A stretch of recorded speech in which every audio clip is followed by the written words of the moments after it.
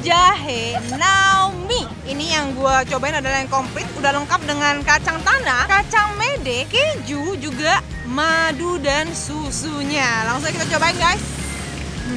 Wah gila, dia tuh kayak manisnya tuh alami banget guys, nggak pakai gula tambahan gitu kayaknya.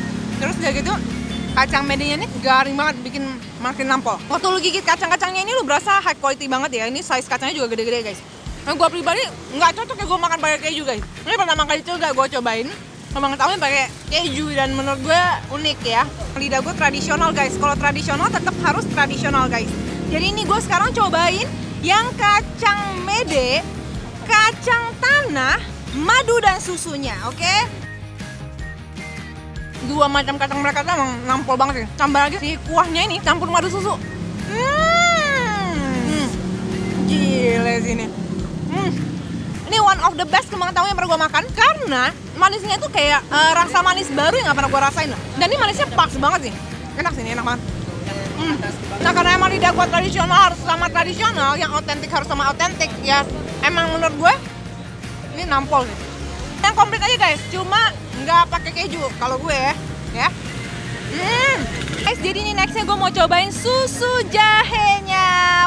Lihat nih guys, berasap-asap guys. Panas. A few moments later. Gila. Ini sayangnya dia bukan di puncak aja nih. Kalau di puncaknya cocok banget loh kayak gini-ginian. Tapi malam-malam masih oke sih. Jakarta kan malam ya rada-rada dingin lah ya. Boleh lah. Ini makan gua minum. Emang benar-benar ini tuh susu jahe terenak yang pernah gua minum guys. Ini benar-benar dalam opini gue ya. Karena jahenya itu benar-benar medok banget di dalam itu. Gue tuh gimana ya ngejelasinnya. Emang benar-benar gue rasa kalau orang masuk minum ini langsung hilang kayaknya anginnya semua. Langsung bye semua anginnya guys.